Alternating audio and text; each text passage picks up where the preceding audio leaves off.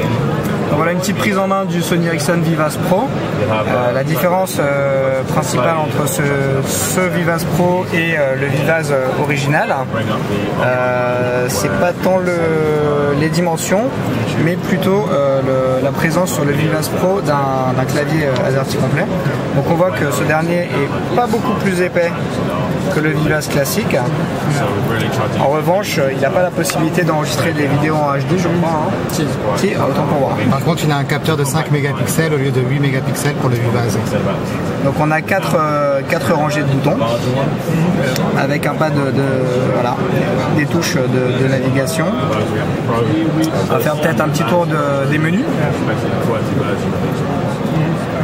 Donc là c'est du Symbian S60 V5. Peut-être on peut s'attarder sur l'écran d'accueil qui ressemble à celui du Vivaz. Donc en fait il y a différents panels dans cet écran d'accueil. Petit problème de mise en point. Voilà, donc on a l'écran d'accueil classique. On a une partie Twitter qui permet donc une fois qu'on s'est logué de suivre les tweets. Là on a la possibilité d'ajouter des contacts favoris. Donc là il n'y a pas de contact sur le téléphone. Là c'est un raccourci vers la galerie multimédia, donc on peut voir directement les dernières photos et vidéos prises. On voit que c'est assez fluide. Hein. C'est exactement comme dans le Satio, cette partie-là. Et le dernier onglet permet d'avoir des raccourcis sur différentes applications. Voilà, on peut ajouter des applications qu'on souhaite avoir en favori depuis cet écran-là. Un petit tour dans les menus. Donc on a toujours cette super galerie média qui est héritée du Satio, qui reprend l'interface Sony PlayStation notamment. Ce qui est intéressant, c'est qu'on peut taguer les photos. Elles sont classées par date également.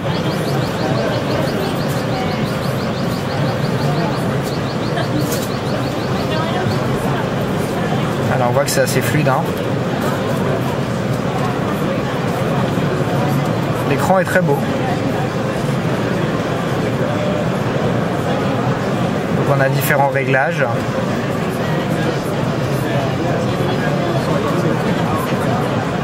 Possibilité d'avoir des photos favorites. On voit l'interface a été vraiment optimisée à la fois pour le mode paysage et le mode portrait.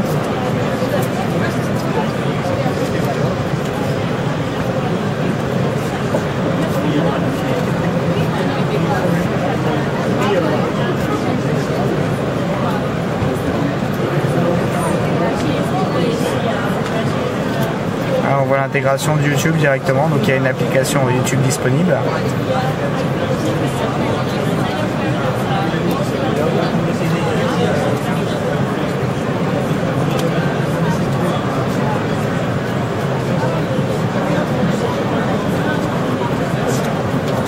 Là, on a différentes applications préchargées, notamment Sony Ericsson Sync qui permet visiblement de synchroniser les contacts avec un serveur distant.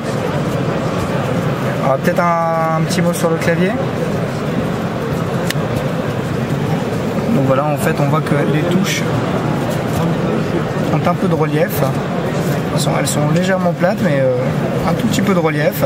Elles sont bien espacées, il y a de la taille il y a d'espace entre les différentes touches.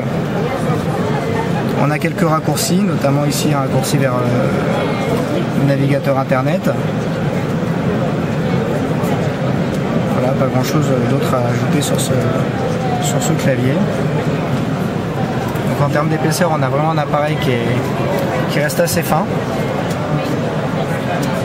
Voilà, à l'arrière, on retrouve le même arrière que le Vivaz. À la différence près que l'objectif est un petit peu plus décalé. Puisque comme on peut le voir sur le Vivaz, l'objectif est beaucoup plus centré que sur le Vivaz Pro. Et presque au milieu. Voilà, donc on voit bien que c'est pas marqué, mais oui, on le voit pas forcément, mais il est bien HD le Vivaz Pro, comme le montre le logo derrière. Bon, voilà, petite présentation du Vivaz Pro.